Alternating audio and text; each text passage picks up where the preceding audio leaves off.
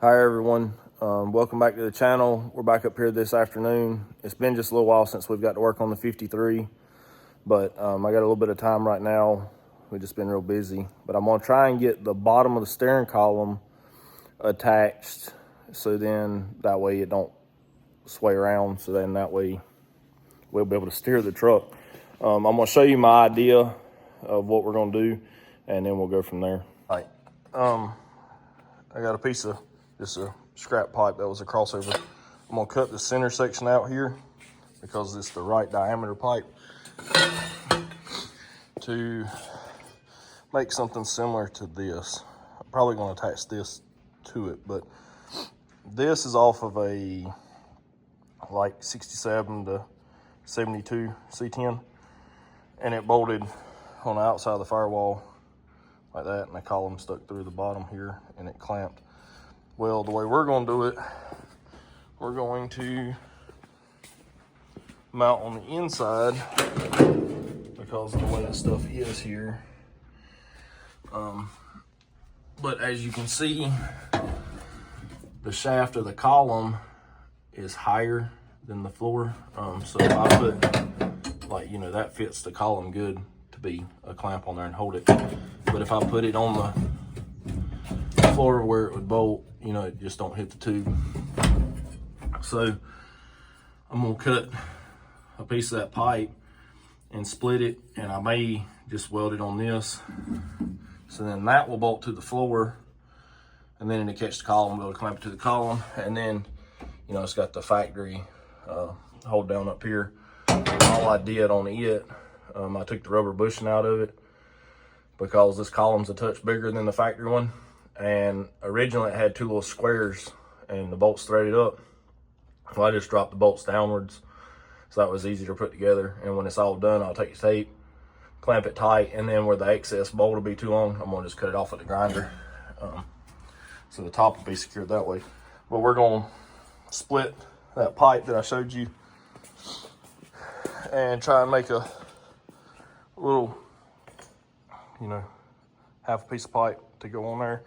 And I don't know, I may just cut it on two sides, split the middle and open it up. Weld that to this, so then the steering column will go completely inside that, and then I could put a bolt and a nut on the top and tighten it down and hold it instead of putting a clamp. But I don't know, we're gonna go ahead and cut that, and we'll take a look at it and see how we wanna go about it then. But we're gonna mark that out and cut it. All right, I cut it. I just put it in. I cut it out with the grinder, and it was too crooked, and I didn't like it, so I put it in a bandsaw and cut both sides. And then I held it like that, and then cut that with the grinder. When it was really close to being cut through, I set it on the bed here. Took a chisel and knocked it in it, so it actually opened the pipe up some. So now we're gonna go see, hopefully it'll slide over the column in the truck. I couldn't find my tripod, so that's why I didn't set y'all up on tripod when I was doing nothing. But probably we're gonna put this on the column first, and if it works right, I'll probably weld them two together like that. And then I'll put a nut, and like a little bit bigger nut, or a nut that's drilled out, so it's threads on one side, so I can shove the bolt through it and tighten it down to clamp it on the column. But let's see if this fits over the column, and if it does, then we'll go on from there. All right, well, I pulled the steering column out of the truck because it wasn't working in there. And the pipe that I cut was the exact same size as the steering column. So you can see how much I had to stretch it to get it to go over it. So with that being said, it would clamp good, but I feel like it's just gonna be which after it's in there, it will be okay. But I almost think I just need to cut it again and just do the half pipe, and then put the make clamp stuff for it. Because the next pipe I got is quite a bit too big. Size this through the scrap pile, I ain't got nothing that's just a little bit bigger. So I'm gonna sit here and do a little bit of thinking to see if I wanna, because I mean that would work. I've got it started there now, so it would slide up, but it's gonna be tight, which is gonna be fine because it needs to be tight. But then it's just gonna be aggravating as shit anytime you had to do anything with the column. But then also, with that being said, if I do the tab off of here, the plate I make, or if I use that other piece to bolt it to the firewall, you'll be able to just unbolt it. This is the factory firewall seal. Here's at the firewall. So you can see the angle of the firewall is gonna be kind of funny, but let me think on this a little bit, because I feel like this would be really solid, but I feel like it's gonna be just aggravating. I think it'd probably actually even look better, because then when you look down there, it's just gonna be a black piece of pipe slid up on the column instead of a half a piece that's black with a clamp over it or something. But let me do a little bit of thinking, and then when we're back, you'll see what I figured out. All right, it's been a couple days since the last video you've seen that we was doing. I wound up using the bracket that I was showing you in the other one, and the piece of pipe that I split to put on the steering shaft, I had to spread it open so much to make it fit. I just didn't like the way it looked. So we took another piece of pipe and put it on the pipe sweller over and swelled it, so that way the column would slide into it, so it's tight, it don't move or nothing. These still all got to be tightened up. But when I done it, the way the steering, all the stuff out there, we made them little adapters and everything. Well, I didn't cut down the factory pieces in there, I just adapted to it. So it had the column where you can see where it's clamped now, and it was clamped here. Well, this steering wheel's not staying in here. This was just to kind of get an idea. These seats, I went to the pull apart and looked around and got them out of a 2019 Dodge minivan, because they sit really low to the floor. And when I sit in the seat, I was comfortable, but the steering wheel was all the way like up here, so you know, it felt like it was right in your face, and I didn't like the way it felt. So then took all the steering loose outside, slid this down about as far as I really wanted to go, you know, that way it still had a little room so it wasn't slammed in the dash. Set in there, feels a million times better now. Now I just got to get a steering wheel, and actually when I put the right steering wheel where it ain't got the quick connect stuff on it, this is for my car, it'd have took the steering wheel down some too. But that was just so we could see how everything was going to be. But it's drilled 2 holes where it slid in, and then it bolted there like factory. Then, so now, and I welded it unbolts here, but this top piece where the column didn't have no hole or nothing in it, when I slid this on, I just welded the hole up and welded around the side. So it'd actually be easier to seal now, because before the firewall was like here. So I mean, we brought it out that much. Well, by bringing it out that much made all of our steering down here not hook up. Gonna focus. It ain't gonna focus. Well, there it is. And I got the lower shaft out because I just shortened it in the center right here. Took out, I think it was 4 inches out of the center of it, so now it's shorter. So it'll bolt back to the gearbox down there and then hook the steering shaft up. So then all the steering will be good again, and we still got, when everything's laid up where it's supposed to be, there's still clearance for the motor. So that's, you know, not the prettiest thing in the world, but also going back to the way we're doing this truck, we're spending absolutely as least amount of money on this whole ordeal as I can. Using as much from the donor truck to this truck. The only reason that I put the seats out of I set it in here out of the GMC, but they sat way too high. So then I was gonna have to cut the frames down and everything. And it was just, they still wasn't gonna look quite that good.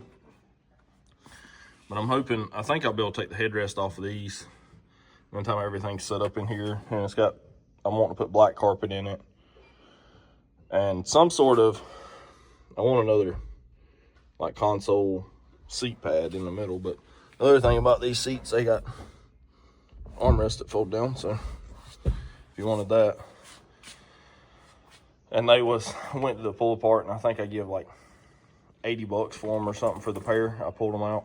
So, and they set super low, so that makes it feel better to me because I'm, 6'3", so, and this is a small cab, so me being as low as I can be, kind of let the seat go back some too, because the way the wall does back here, when the seat went down, it actually let it kind of go in that hump. There's a indent there, and that seat actually fits in it. But just giving you a little update. We'll get the steering hooked up, so then that way it's actually done. And then I'm going to start putting all the factory stuff back around it. I got the power steering, the Hydro Boost lines. I've had them extended, so I'll be able to put them back in. Then we're gonna hook the radiator hoses up, and just hook all the boost tubes. So all the factory stuff's just plugged back up where it's gotta be, so we know where everything's at. And then we're gonna start mounting computers and fuse boxes. But I was just giving you an update on that, and we'll be back in a minute. All right, we got the airbox clamped and run. I don't remember if I'm repeating this again. I'm sorry. It's been several days, so messing with evenings and stuff, it's hard to keep up with if I recorded it or I didn't, but it's tight there for the airbox, and the airbox runs under. I'm gonna have to trim a little bit there because it's pretty tight, but then airbox is there. For now, it just has a zip tie here. I'm gonna make a metal tab to hold it, and I'm gonna do some sort of fender shield here so that way it don't throw water in the air filter.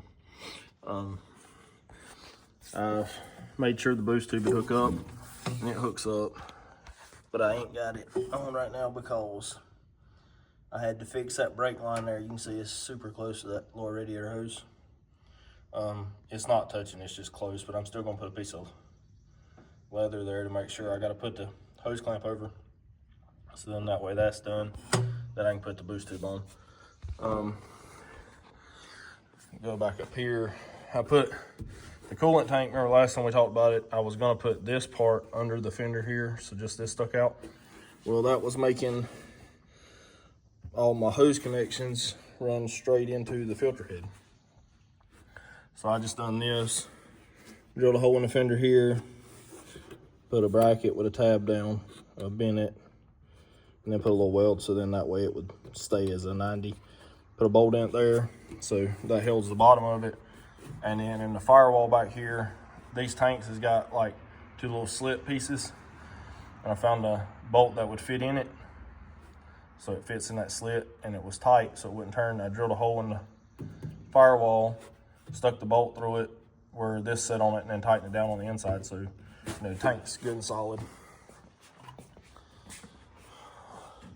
Over here, been messing with the Hydro Boost lines. All this is still loose, and these are not tight yet. I still gotta put the bolt there.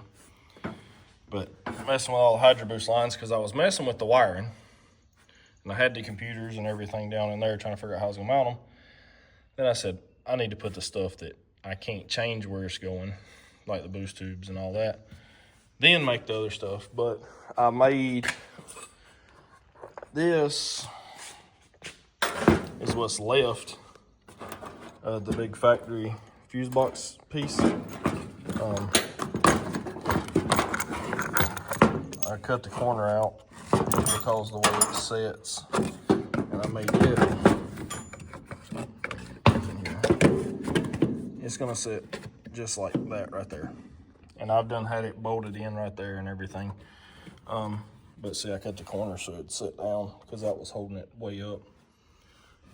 But what I did, you see, I drilled a hole that lined up with that triangle there just cut out. And then I just took this big washer, fits in the corner there so it won't fall through that triangle. Then the nut sticks through the fender, tightens down, makes that solid. So then all the fuses there, we'll have to build a cover for it so you don't see the fuses, but that's how that's gonna be. Like I said, I was working on mounting all that stuff, and then I realized that I was covering up all the other stuff I had to hook up. So that's hookable now, so I know how to do the fuse box, where it's gonna be located. I'm gonna finish getting all these lines here good. You gotta get a bolt there. And then we're gonna shove the computers back down in there and figure out how to mount them. I think I'm gonna mount the PCM on this, and I think I'm gonna mount the TCM here on the bottom of that. So then both of them will be down in that hole, so you won't see them. The fuse box covers it up. And you know, all this wire will be down that way then. Let's see here. Something else that I've done. Seats aren't welded in yet, but they got little pieces of C-channel and they're bolted to the seat. I just got to sit in there and figure out where I want the seat so we can tack it, pull the seat out and weld them. Then the seat will be good. And then we'll work on the pedals. But I think that's going to actually do it on this video. I know there wasn't a lot in this video, but it's been a little while since I put one out, so I feel like I need to post something. Just, I ain't really had the time to work on this truck and stuff, and trying to finish up some stuff on it now, messing with it and in the evenings and everything. But hopefully on the next one we got more progress to show you so you can actually see something getting done. I didn't really video this stuff because it's in such tight spots, and I'm trying to figure out how I'm doing it, and it'd be hard to set the camera up without me getting in the way. So I think that's gonna do it on this video, but thank you for watching, and we'll see you on the next one.